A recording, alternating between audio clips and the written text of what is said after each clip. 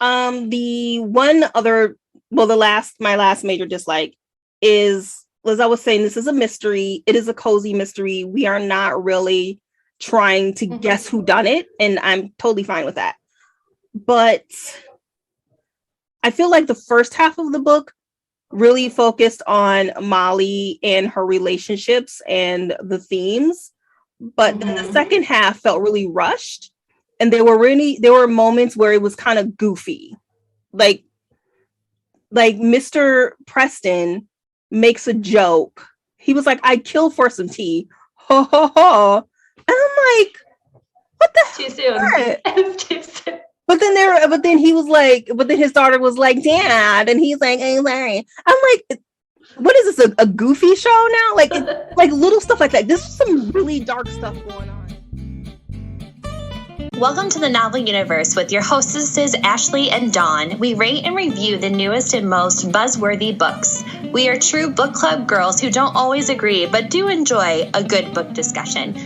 I'm Ashley, the fantasy architect. And I'm Dawn, the criticizer of books. Grab your favorite beverage and come and enjoy our universe.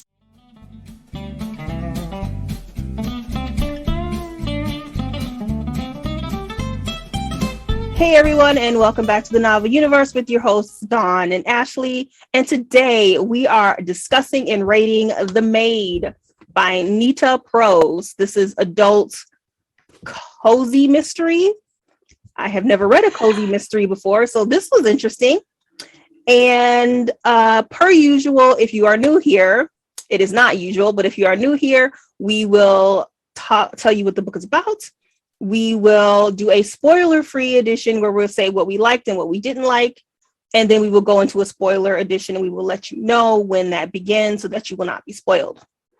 Our next book that we will be reading and discussing will be The House of Sky and Breath by Sarah J. Maas.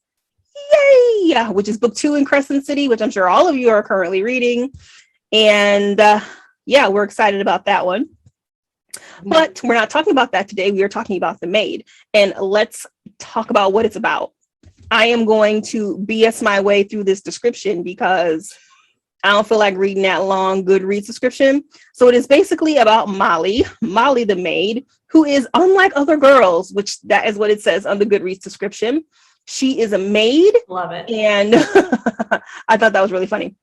And one day while she is cleaning, a very wealthy, important patron dies. And she may or may not be suspected as the killer. So like I said, it's kind of a cozy mystery, which means it is not a hardcore whodunit. It's kind of like tuck you in at night. I don't know what cozy mystery is. That don't sound right, but all right. Did I miss anything? Ashley usually does the intro. You did an excellent job. Okay. My humidifier is going off here.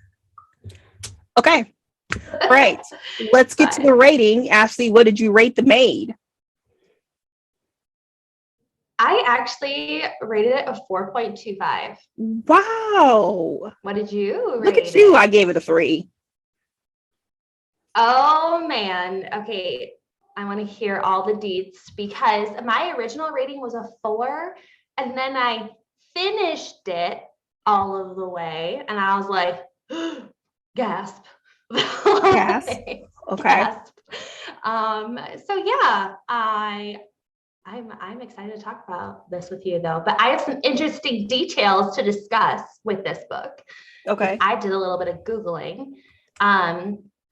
So, within this book, right, she is your typical raised in the olden ways girl. Like she is no longer living with her parents. Like she's just with her grandma and she has picked up some habitual habits from her grandmother because she knows no better, because that is how she's raised. She's in this tiny little bubble. And her grandmother always talks about filling up the Fabergé, right? Like putting money into the Fabergé. And I was like, is this like some Emily in Paris like quote thing happening with the Fabergé? I was like, I didn't understand what that was. So all of Molly the Maid's life, her grandmother's life, has been to work to put money like into it, and they'll be fine as long as they have this Fabergé or whatever. Her grandmother was also a housemaid. But I learned that a Fabergé egg is what this is in reference to. And the egg is like $33 million. Okay. Like that's a lot of money. Yeah. Just in general.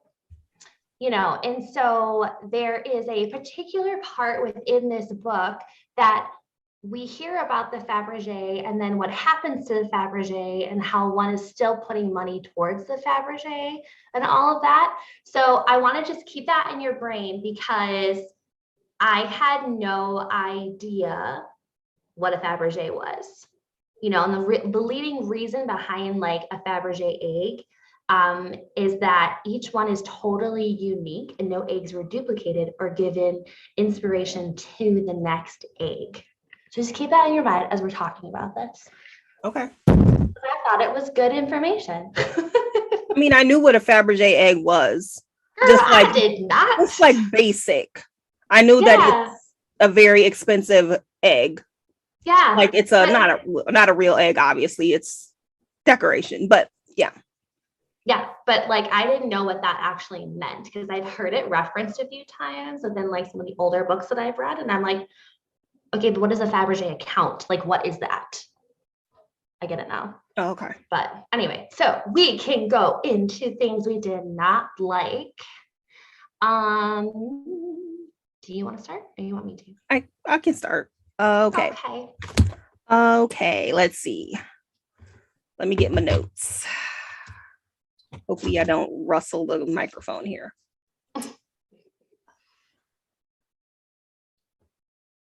All right, so my first, and this is kind of a minor dislike, was I felt like the author spent most of her time developing Molly and not enough time developing the other characters. I felt like the rest of them were really flat. None of them were actually interesting. They were all pretty lackluster. Like no one was even close to being as developed as Molly. Yeah, I would agree with you there. I think like the reason behind like my higher rating was not from the characters. I think it was from the actual story itself, because I agree the characters are just like one toned. And then even when they have their coming of a, you know, age moment, it's like, is it really, you know? I actually didn't like how dumb Molly is. Like she's dumb. Well, in some retrospects, not all. She's just like ill-informed, okay? She is ill-informed so much so that she leads such a sheltered life, like someone who has never been out in society. And she's out within society every single day. Yeah, I think she's on the spectrum. It's not really stated, but I think she's autistic, but it's not said. Okay. I don't mean offense. I really don't. So like, I think she's autistic. I think that's why. Oh no, I didn't even think about it that way. I literally was just like, oh my goodness, like how do you not realize what is happening? Like general common sense has somehow been left behind. So that would make sense. Yeah. That would make sense. I'm not sure why the author didn't like say yes, definitely, or no. I know it was on purpose, but I mean, for the reason that you didn't catch it, maybe she should have. But yeah, I mean, as someone who works with teens, I'm a teen librarian. As someone who works with teens all the time, I kind of caught it immediately. I was like, and that's why I was like, when the description in Goodreads says Molly is unlike other girls, that's why I thought it was funny, because it was like, well, yeah, she is unlike other girls. It's kind of that, you know, everybody hates that. She's unlike other girls. Everybody hates that shit. But when the author said it about Molly, I thought it was kind of cute because she's on the spectrum. At least that's what I think. I was like, did you garner this information from Goodreads, like from other people's like testaments? No. Okay. I think what made me think so is just because she doesn't catch social cues often. She doesn't know how to read facial expressions. Like she's missing something in her development, and it's something that she can't help. It's Okay. Yeah. Cool. That sheds a lot of light on things. Yeah. Does that change your enjoyment of the book now that you know? Maybe a little bit, but not like maybe a 4. Maybe a 4. Because then I have questions though about how things were carried out then. Like, is that abuse? Is that abuse? We'll talk. And we'll talk about that. Exactly. Yeah. Yeah. So what should I enjoy that? No. No. Do you know what I mean? Okay, Yeah. so we're definitely going to talk about it. Things I did not like. Okay, there. Yeah. Let's see. Okay, one of the characters, just in particular, we're just going to talk about Rodney. Rodney is Mr. like goody two shoes, got everything going for him, bartender, got his sleeves all rolled up. So I was like, hey, Molly girl, here's your newspapers for your rooms. It's fine. And she's like, oh, heart swoon. Like every time I just like, I don't like characters like that. I mean, like Nita did a great job writing him because he literally was like the slimiest person ever. But yeah, I didn't like him. Oh yeah. I mean, not like him. At first, I kind of did because he was nice to her. But then after a while, you're like, oh, yeah, exactly. I was like, ugh, like those characters make my skin crawl because I don't like the whole like dominant male preying over the weak girl and her heartstrings. Like I don't like that. I have nope. I'm not putting up with it. Not. Okay, so my main dislike is the investigation aspect of the book. I am a big time enjoyer of true crime. And I don't mean NCIS. I mean like real shows about real detectives solving real murders. This book was crap as far as the investigation. And that is why that's why I gave it a 3, is because the investigation part of the book is terrible. I feel like Nita, her name is not Nita, Nita did not do her research on how detectives do their job. And I think that would have benefited, considering this is a mystery. I don't care if it's cozy or not. If you're going to put a mystery in your book and detective work, then you probably should make sure you know how detectives work. Let me see if I can find an example here. It was actually like a 3.75. This book was until the very end, and we'll talk about that in the spoiler edition. But case in point, the detective, Detective Stark. What an idiot. She accused Molly of being this criminal mastermind. And I'm like, are you watching this woman's behavior? Can you not notice something is amiss here and you think she is a criminal mastermind? Let me see. Oh. So this is how great of a detective she is. She says, this is when Molly is being accused of murder, and it's not a spoiler because it's in the description. She says to Molly, you stole food from a cart. Murderer. Really? She stole uneaten food from a cart. What kind of detective are you? Yeah, so that one was... She was hungry. She was hungry. Uh-huh. Let me see. Oh, and the other thing was that the guy who was murdered, Mr. Black, is a high profile person. He is a very wealthy man. He is in the tabloids. Like he's not a celebrity, but he's an important man in town. And they didn't really seem to treat it like he was an important person.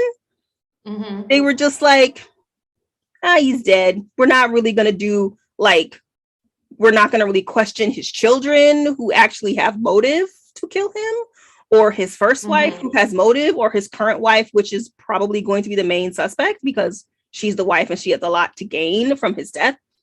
We're not gonna question those people. We are going to accuse the maid because she stole food from the cart. I couldn't get over it.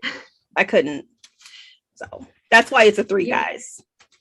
You crack me up with your like true crime-ness, because like I can't ever watch true crime because it literally gives me like nightmares because it is so real. And it's not like NCSI. Like I love NCSI. I'd watch it daily. And I think because it was like a whole production thing, right? You know, and then when I have to agree with you though with Stark and how they portrayed her as a detective, I'm like, you're dumb. You're dumb for and I'm saying this in the correct term, okay? You know, she did the whole like detective, like I'm going to back you into a corner and manipulate what actually happened to push blame on you to see if you're going to, you know, react in any capacity. And it's like, when you see this, the girl literally just go, I think you need a tissue, like, or something. Like she has no blatant reaction, right? Or she's thinking about like how squeaky the styrofoam cup is because she has like ADD about it being like 100% clean, right? You know, like I guess that would also put her on spectrum. Oh my goodness.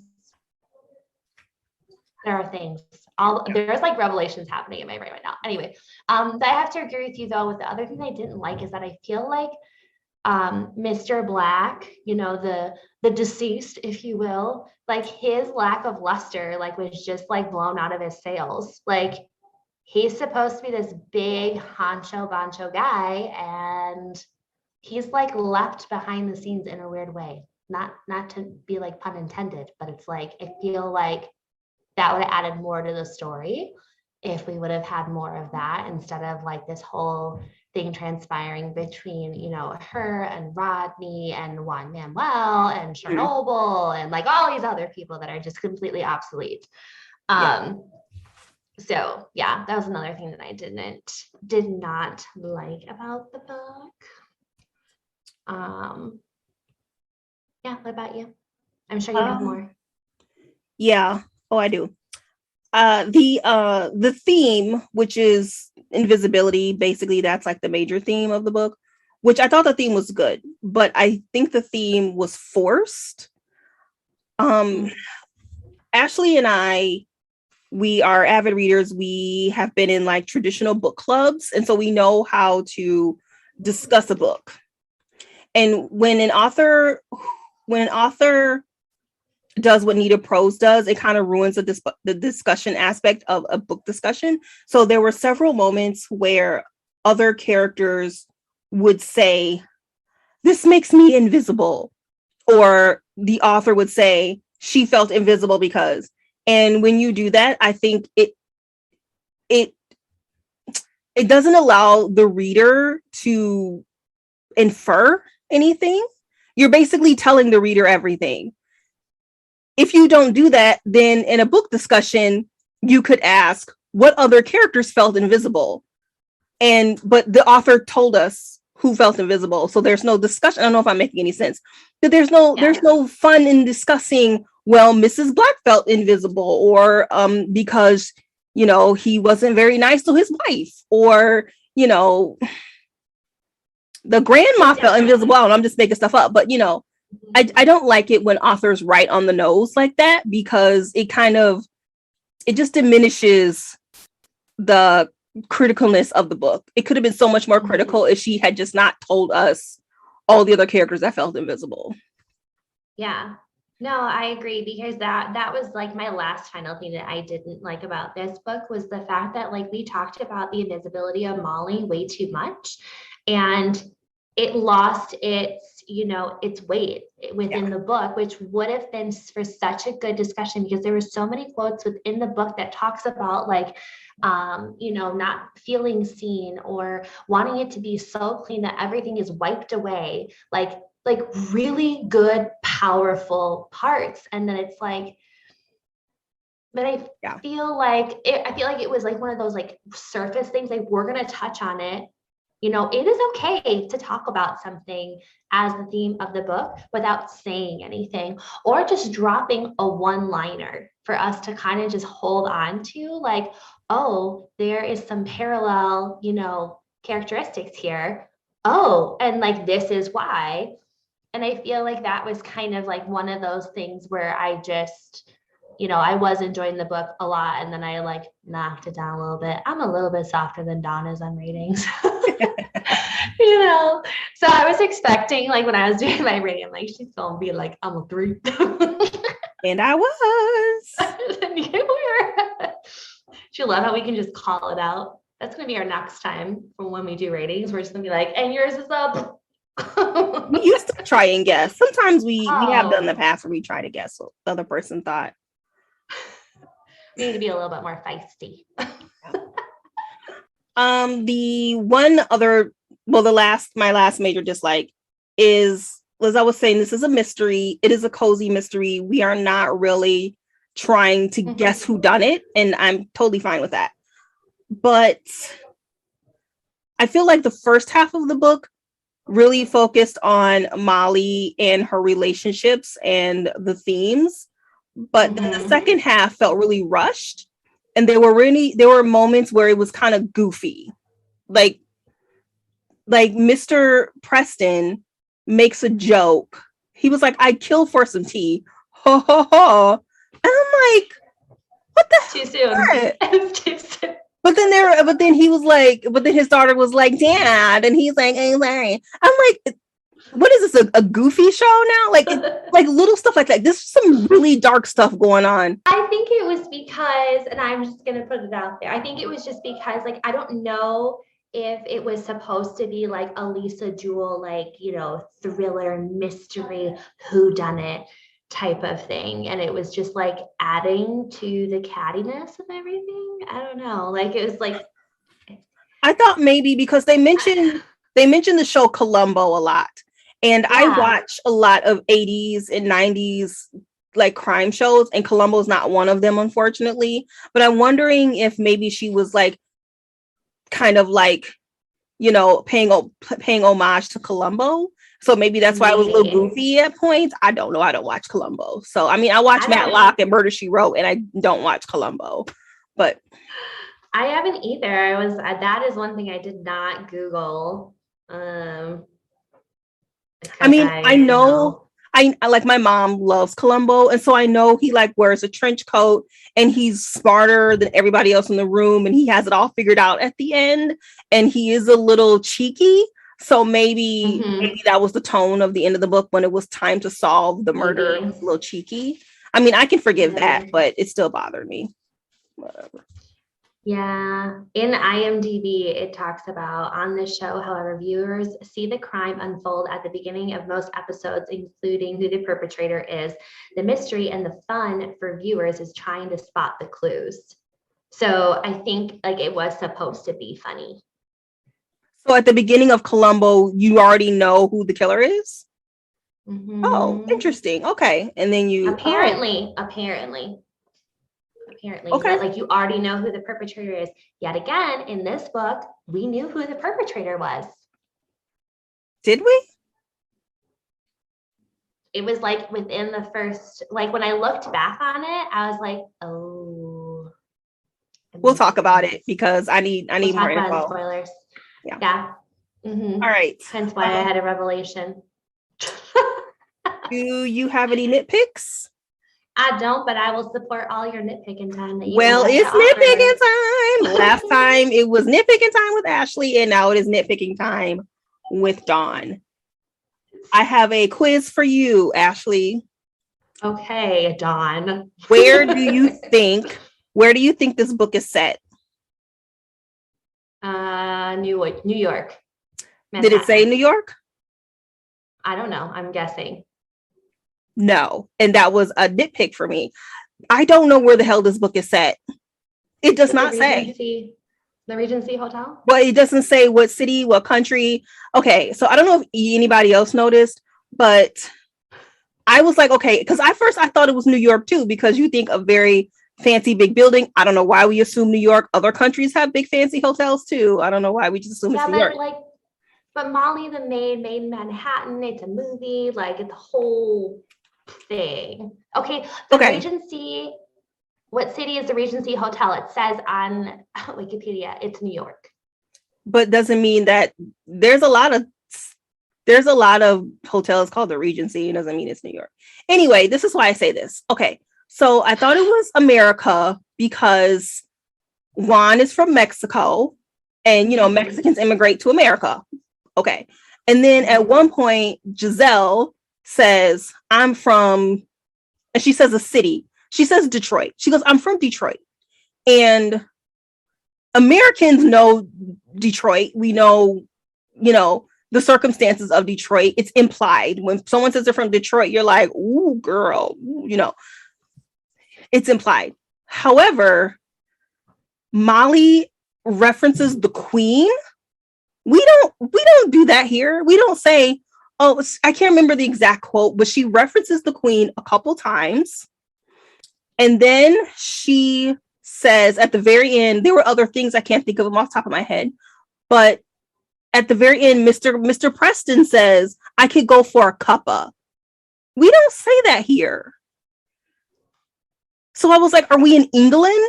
I was so confused. But I was like, Juan would not immigrate to England. He would not cross another ocean. That doesn't make any sense. English people don't know. Yeah. English people don't know what Detroit is. If you are talking to an English person as an American, you would say, I'm from America and I'm from a city called Detroit. You wouldn't say because British people, they don't know the implications of Detroit. They don't know what that means. So it was really confusing.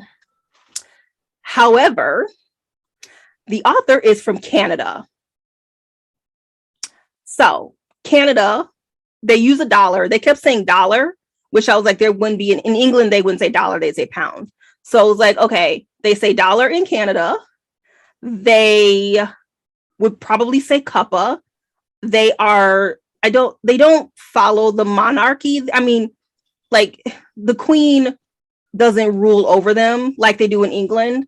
And she doesn't really rule in England either, but you know what I mean? But they still are more familiar with the Queen than Americans are. I think she's part of their country somehow. So that would make sense for them to reference the Queen. And I could see Juan crossing over to Canada. Like it's not that hard to go from America to Canada. And Canadians would know what Detroit is because Detroit is on the border of Canada. So I think it's set in, I don't think it's set anywhere. I think it's just a city. I'm pretty sure it was intentional for her to not say a city. But as for someone like me, I like to know where I am. Yeah. And it's go ahead. I think it's a valid point. However, I think that it was sent in at New York, but that's just because like the main Regency is in New York City. So when I think about that, I think about, there, but if our author is Canadian, like Canadians do say cuppa. I just Googled it. You can say cuppa. Or what does cuppa mean? Like a bunch of like, something like that. And it would be close. It could be in Canada. Yeah, I don't be in America. But I don't know. If it's set in New York, then her editor did her a disservice. Because like I said, we don't say cuppa here. And I remember what it is. Molly said, keep calm and carry on. We don't say that here. That's a British term. Like, so I think that it was intentionally ambiguous. Yeah. Because that was weird. Okay. My other nitpick was that I felt like and I can't really go into it because of spoilers, but I think there were times where Molly is uneven. I feel like there were moments where, and at the very end, especially when she met up with, I won't say. Anyway, we'll talk about it in the spoiler edition, but I just felt like her writing was not even. Something was a little off. Yeah, and which is interesting as well. Like I know what you're talking about and why you would say that, because I was like, so oh, that changes things, you know, like it definitely made me think about a lot of things with that. So that was just a whole tangent there. It's fine. Let's move into the things that we liked. So I really did like the metaphors that Prose used for like cleanliness and like being clean and like how it related to Molly's life. Like I thought that that was like, it was good and it was bad because it was like too much at sometimes, but I also like really enjoyed it because it wasn't just like something she mentioned right at the beginning. It was a fluid characteristic that she had within everything. Like she was like it in her home, she was like that outside with other people, like and at work. Like so it wasn't just like this facade that she put on with worrying about people scuffing dirt on the floors and why can't they just choose with their mouth closed, and you know the difference between having an elegant teacup versus a styrofoam cup and like that whole thing. Maybe it isn't England or Canada because they had tea. Well, a lot of Americans like tea, so I wasn't sit really down for a cuppa. Exactly. Don't say that. Okay, your turn.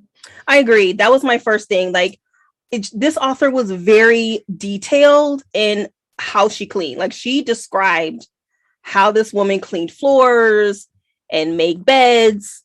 And it didn't bother me because I felt like that was a really great way for us to get to know who Molly was. Mm-hmm. And that's why I said in the dislike section where she was, I won't call her overdeveloped. I would say she was developed really well, whereas everybody else was not so much. But I did like how she really did take the time to describe everything Molly did and her thought process, because it really made us get into this girl's mind. So I did like that part. Awesome. All right. I really liked Gran as a character, even though Gran is deceased. But the fact that like her Gran just like held a very special part in her heart, which is very interesting to me because she seems like a deep thinker, but yet not a deep thinker at the same time, our character Molly. Because her Gran would say to her over and over again, "Dear girl, do not fret yourself into a tizzy. Life has a way of sorting itself out." Like over and over again. And like she'd have these like deep, pivotal like moments in her own mind. And then it's like stuff would happen. And I'm like, how do you not know? You know, because it seemed as though she was like an old soul, but a smart old soul. So anyway, I liked the quotes that her Gran left her with. Your turn. Okay. I did like the themes of the book. We talked about invisibility. There was a lot of loneliness here too, especially with Molly after her Gran died. She was incredibly lonely, and she said so. And I did like that theme. I like the theme of found family. So there were a lot of good themes going on here, which makes for a good discussion. If she hadn't have written so on the nose, it would have been better. Mm-hmm. For sure. I really liked this whole talk about like as we learn like what happens in the murder and all of that stuff unfolds, the mystery itself. There's a part where Molly talks about, you know, her fear of speaking because she was trying to be careful about her words. And I thought that that was so important because how many times do we as people just like spout off what, you know, comes to mind versus like really mulling over what we're thinking about and how we're going to say that and how that affects everything else that's happening. So I really liked that. That was towards the end of the book, this careful of speech, because she wasn't sure how people were going to take her and perceive her words. I thought that was good. This is kind of stupid, but I liked the Olive Garden part of it. I like that she liked the Olive Garden and she got the tour of Italy because I get the tour of Italy when I go. And she was just like, "Oh, this is where we go for special occasions." And I don't know, I thought it was really sweet. Yeah, there was a special memento in Olive Garden, if you will. They talked about the soup, salad, and breadsticks, and I was like, yes. How do you not get breadsticks when you Yeah. go to Olive Garden? It is a thing. um, so this is also kind of like a silly one, but I really liked Mr. Preston. Mr. Preston just reminded me of like the stand-in grandpa, that's just there watching out for you because he genuinely like believes in you as a person and cares about your well-being. And the fact that it was just, I don't know, everybody needs Mr. Preston in their life. Everybody does. Mm-hmm. Agreed. Mm-hmm. Those were all my likes. I didn't have any. Yeah, my last like is kind of a spoiler, so I'm just gonna save it because yeah, it's definitely a spoiler. I can't not talk about it without spoiling. So yeah. Well, that is the end of our non-spoiler discussion of The Maid by Nita Prose. If you haven't checked it out, I think you should check it out. And all of you true crime fans out there, make Dawn feel like she's not the only one in her corner and read this book and talk to her about it. If you are not like a person that watches like the first 48 or the ID channel, then you would like it. But if you are really a person who like pays attention to like detective work, you're going, okay, disclaimer, Ashley's at a public library in a teen room. So if you hear voices behind her, that's what that is. But yeah, if you are really into true crime, then, just, you've been warned. 100%. So, all right, well, we are going to spoil The Maid for you in, I can't do it. Hold on. 5, 4, 3, 2, 1. Well, let's just get into it, shall we? Okay. Let's go for it. So I guess I wanted to ask, what were your thoughts on that whole first part of the book? Right. So she gets basically questioned as a suspect, but then is taken off the list, but then put back on the list. Tell me your thoughts. I don't know. I don't know. I don't know my thoughts without like us talking about something specific. Like, are we going to talk about who killed her? Who killed Mr. Black? Or I just felt like it was part of the book. Or part of the pacing of the book. Like, obviously his wife should have been the first suspect, considering that that's usually how it goes. But I think Molly kind of maybe deflected suspicion off of her. Yeah. Because she felt like she was her friend. And then the whole Detective Stark, well, she got accused because of Chernobyl and Rodney. Like, they kind of set her up. Yeah. So I guess I wanted to ask you, like, what were your thoughts on her relationship with Giselle, right? Like, that's a very deep-rooted relationship that they have. And it's like Giselle has literally been on the receiving end of Mr. Black's, like, hand, if you will. And Molly has witnessed it and been a key witness in that. So I guess I didn't see their relationship kind of going sour. And I say that because there's a moment where Giselle goes to Molly's house in like deep desperation, as like a friend would, right? And is like, hey, I don't know what to do. Like, I know I didn't kill him, but I need to get out of here. Like, I don't want to be a part of this anymore. Like, I've been treated poorly. No one accepts me, yada, yada, yada. I wanted to, and I was curious what your thoughts were on their relationship. I think that Giselle was kind of an unreliable friend, if you will, an unreliable friend / character, because she seems like she is her friend and is authentically her friend. But then she asks her to get the gun. But then later you find out it's because she was trying to get the hell up out of there because she knew she was going to get accused and she was just trying to go to the Caymans. But then we find out that when Molly was going on a date with Rodney, she was also dating Rodney and didn't tell Molly, hey, that was weird that she wouldn't tell her, I'm kind of dating Rodney, or don't date Rodney or something. So then that puts suspicion back on her.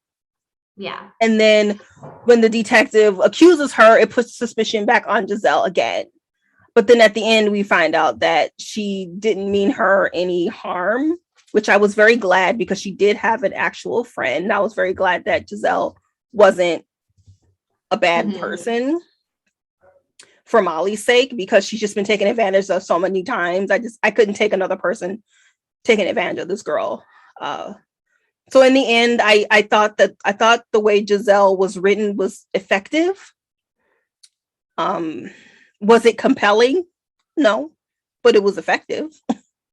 Yeah, I agree with you. I was really proud of that moment where we learned Giselle's like true intentions towards Molly. And it was like, she really just did not want her to be accused in any capacity, and went so far as to like, you know what, I'm turning myself in. I will say I knew about, Rodney's intentions, yada, yada, yada, with this whole underground drug thing that was happening in this hotel. I mean, hello, it's like the perfect place for stuff like that to happen. I feel like hotels are like, that's like just a notorious place for something like that. And to get maids to clean it up, I mean, hello. But I really liked that ending part as well, just because it showed to me Giselle's true character, that she really meant no harm towards Molly, even though she is having a running track with bad men, if you will, in her life. So I really liked that. Let's talk about like her other coworker, Chernobyl. Just saying, I love that name. I love how everybody talked about this like evil head maid of the hotel who was just like stealing people's tips and trying to better themselves and all this other stuff. I really liked that little name of a character.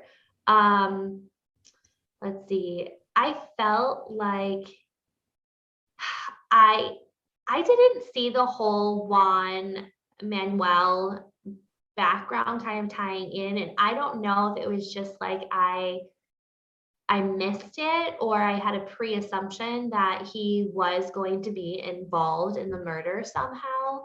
And it turns out that he wasn't. He was actually a pawn in the scheme of Rodney and working with Mr. Black and all this other stuff, and was being abused and taken advantage of the same exact way and all of that. And I was like, oh my goodness, like you're not just, doing something just because you're making that bad choice in your life. You're actually being held against your will to do something like that.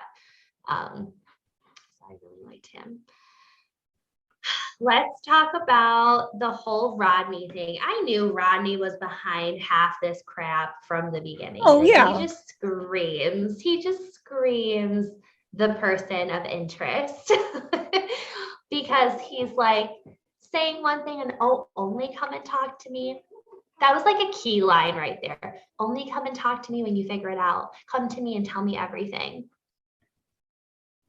Oh, yeah. He was set up to be a bad guy, because when she found him that was kind of middle of the book, when she kind of walked into their drug stuff. That was in the middle of the book, but you could immediately tell. At first, I didn't think so. At first, I thought he was just like, oh, this poor girl thinks that, I really like her, because she said that they went on a date and they didn't. He was just trying to get info. I was like, oh, poor thing. At first, I thought he was being nice and just, not being mean to her and letting her, like, saying, hey, homegirl, I'm not trying to kick it with you like that.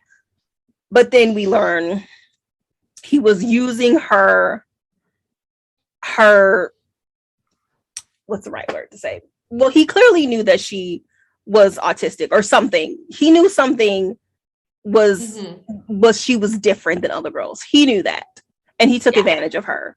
And then I think because we've known that he took advantage of her, we were afraid that everybody was. So Juan, Giselle, and so when we found out that those two weren't, it was like, whew, there are some good people in the world, and Rodney's. Oh my goodness. Yeah.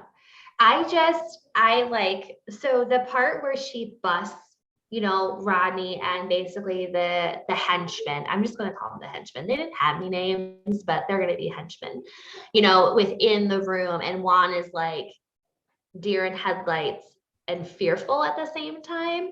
And I'm like, you know, that just led to that whole moment where I was like, how does she not see that something's like bad is happening? Like, wouldn't you have like an inner, you know, force telling you, hey, this isn't a normal setup?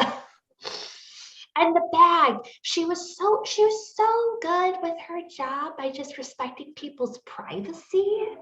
And like, she didn't look in she wasn't a nosy I know. maid. She didn't look in the bag. Like, how do you not look in the bag? She just blindly like was led to the slaughter, man. She was blindly led. Just true faith in people's character. And I'm like, oh my goodness gracious. Well, I think it was set up pretty well that she trusts a lot of people. She just trusts people. And sometimes that's not great. And she realized that. I think that's what that was. She just trusted everybody who was nice to her. Yeah. Oh my goodness. Okay, let's talk about the big, you know, elephant in the before we get to that, before we talk about the big elephant in the room, I want to talk about the detective. I want to go a little bit more into how dumb she was. Okay. So yeah. So, and this is why I gave it a 3, because she thinks that Molly is some kind of criminal drug mastermind. And I'm like, clearly this woman is on the spectrum. How do you not see that? And I'm not saying that she's not capable of doing that. If she's autistic, she is. But it's like, it would have to give you some pause. And then 100%. If Molly was such a huge mastermind, why would she go and pawn his ring? Why would you pawn a dead man's ring? That is not something a mastermind would do. No. And I was just like, girl, no. And she had that moment of weakness to pawn off the ring that she found after all of their belongings were taken, like out of that room. That was one of the places where I felt like her character was uneven. I felt like it was just out of the blue that she was just like, jackpot, I'm gonna go pawn this ring. This is what I'm saying. I don't know. Like, she had these moments of like extreme, like she knew what to do. Like, she did what she had to do. Like, I got to pay my rent on time. There's a ring left here. The person's dead. They no longer exist, and could care less, and all the other belongings are gone. So of course I'm going to go and pay my bills with it. Yeah. I thought of another thing. Going back, I know I just keep like going back to the whole setting thing, but she ate crumpets. What? We don't eat crumpets. We eat English muffins. Sorry, I had to. Sorry. Oh man, maybe we are in a whole different area. But yeah, I didn't like how the detective scene went with her and Stark, because I just feel like she just was not good at her job. Like, she was not a good detective. You're going to completely rule out the wife. You're going to completely rule out this other guy who has had warrants out for his like arrest before, has been charged with X, Y, and Z. You're going to rule out those people, but you're going to frame the maid. Yeah. Okay. Because they said the mastermind. Okay. You go and take her out of her house, and her first words are to you, can I change my clothes? This is indecent for me to wear outside. No one says that when they're getting arrested. They literally I say that as though I've experienced, but yeah. Oh my gosh. Like there was some things that just were not lining up as to like you are really just framing the wrong person here. You're not making the cops look very good. Or the constables for that matter. Maybe we should call them constables. Well, she was called detective. Right? I do like that, when push came to shove, I literally thought to myself, do you want to phone a friend? If you're here to phone a friend from Who Wants to Be a Millionaire, you take your one call, your friend. Oh, She yeah. calls Mr. Preston and is like, I'm in trouble. I am in trouble. And it's like, okay, you've been like the worst person for communication, not knowing how to read people, how to talk to them or whatever, but yet you know how to stay when you're in trouble. And that you need help from the one person who has shown you kindness in this world. Because the other one has been a lying sack of beans. So that's fine. So I really liked the fact that Charlotte just goes in, she goes, you guys pay nothing. My daddy's paying the bill. Don't worry. We have money. You need to just be quiet because we know that you were in some sort of weird pickle. And I was like, oh, thank goodness. So, but that whole thing and them trying to, talk to her in her own way of understanding, I thought was so important because obviously Mr. Preston had an idea as to like what was going on with Molly and just that she wasn't like other girls. They said that a few times in the book, which should have been a key thing. Ashley just missed it.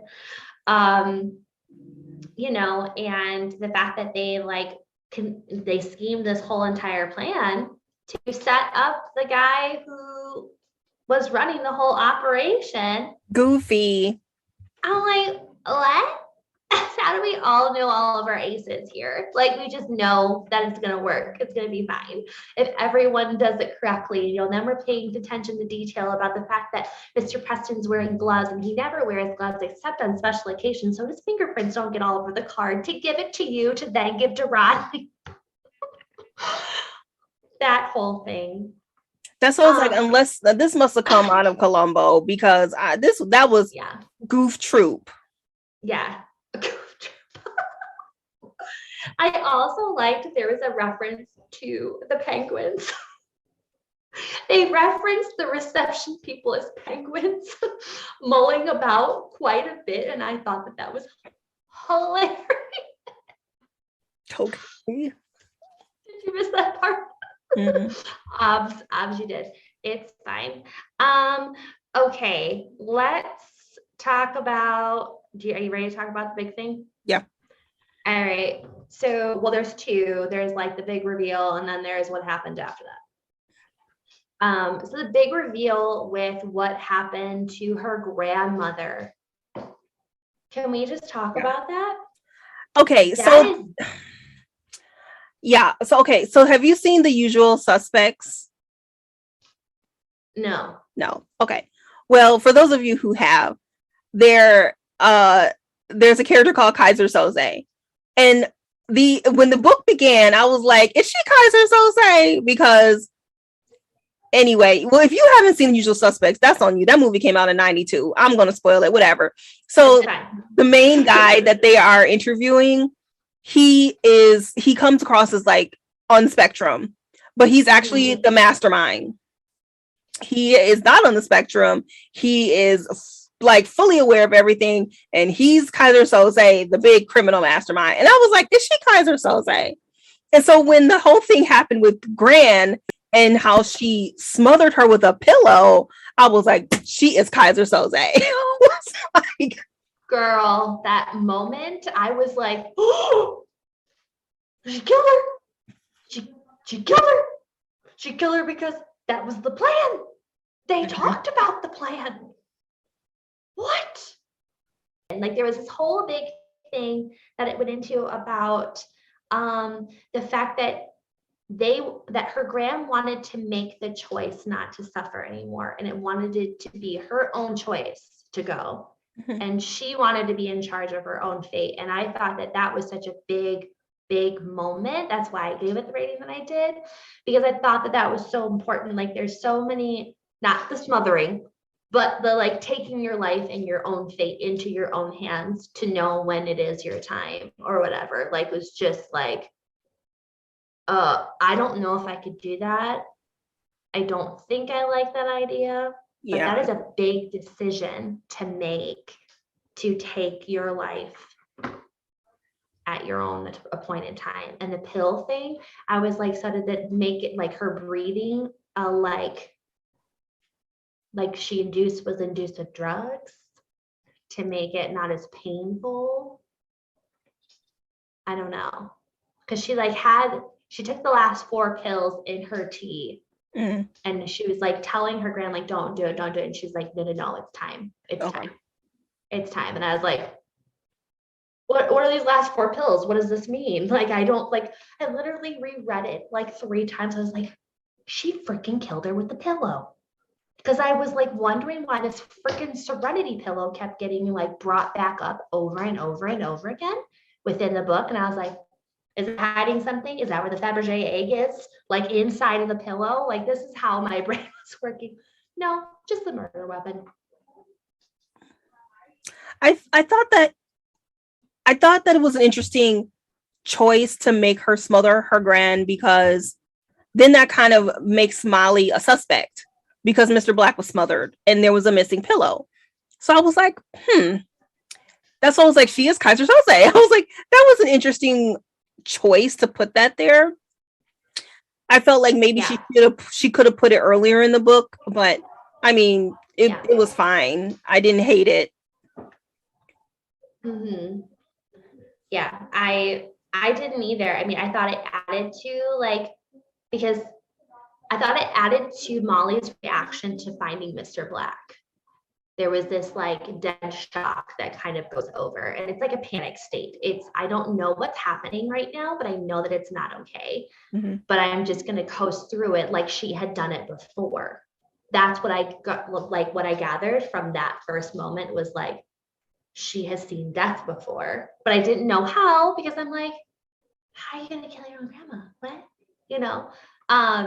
So then when we find out that she actually remembered fully who was in the room with her when she found Mr. Black. And like anytime they talked about the hands like covering the pillow or whatever, like when she was having the remembrances of it, they never were man's hands. That was something that I like picked up on. I was like, it was not a man. And so it made me think it was a woman. Okay. But I did not realize that it was going to be Mrs. Black herself, the first Mrs. Black, and then yet again, the whole concept of fate. And sometimes you just have to make your own fate and make the choices for yourself as to what's going to happen in your life, because bad things happen and you can choose to, prevail against all, is basically what she was telling her. Like, I didn't actually mean to hurt him, but he made his choice. Okay. That's what I got from that. Well, okay. So when Molly first comes upon Mr. Black and she sees someone in the room, I'm trying to remember. Does she see the pillow? She sees the pillow too, right? Okay. And then she faints. So I think I kind of like that, because I think she went back to having to smother her gran. She sees this pillow, this man is dead, and she faints. And then she remembers at the trial, because I think she has, like, she's come to terms with the death of her gran. She's not lonely anymore. She's got real friends. And so now she can let it go and deal with it. And so that's when she remembers. So I did like that part of it. What I did not like, and this is the true crime Dawn coming out, a real detective would have looked at the security footage. That's the first thing you do. Why is Mrs. Black coming out of the hotel at the time of death and not Rodney? Adoy. I'm sorry. I cannot get over that. Why did no one look at the security footage? And then problem number 2, they framed a man for murder and he did not commit murder. Yes, he was a douchebag. Yes, he was involved in drugs, but murder is something different. I don't think I like that they framed a man for murder and he didn't do it. I don't think I like that. Mm-hmm. Yeah, that was a little twisted for me. The fact that no one claimed, the claim of murder, if you will. Like the actual person that did it was not actually caught. Somehow both those women got out scotch-free. One's living it up in the Cayman Islands and the other one's off just, living their heiress life, and it's fine. And it's like, I want to know what triggers that to be okay, because, Molly makes a decision to, go against the grain in the plan and to get Giselle out. What? So you were smart enough to literally go and tell her he left the deed for you. I saw it in his breast pocket. Like, she is a woman of detail. So for her to lack detail in her description as to what happened to Mr. Black is like key number one. She doesn't miss a detail. She's all about detail. Yeah. You know what I mean? So it's like that part right there. I was like, maybe she is. I don't know. I actually enjoyed the fluff mystery, snuggle in bed type of thing. I enjoyed it. If you like that fluffy duffy stuff, like, it's not true crime. If you want true crime, we could give you some true crimes for you to read, or even more of a mystery, if you will. This was more of, I didn't see her killing her gran, and I didn't see Mrs. Black being the one that actually did it. So, no. Yeah. But that's all I got for you. Yeah. Those were the two biggies as far as spoilers. Yeah, I really, sure. I wanted to like this book. I was liking it until the detective came into the story. Okay. And it was just slowly going downhill for me once the detective got in there. Sorry. I'm sorry. I'm sorry. She did like it. Well, guys, that concludes our discussion of the Maid by Nita Prose, and we hope to see you in 2 weeks if Dawn and I can complete the giant, massive mass book. Mm-hmm. We'll see. All right. See. That's our plan anyway. But Thank you for joining us. If you don't subscribe to our channel, subscribe so you know when we have a new episode that comes out. And we sometimes post to YouTube when we feel like it. But until next time, we'll catch you in the next podcast. Bye-bye.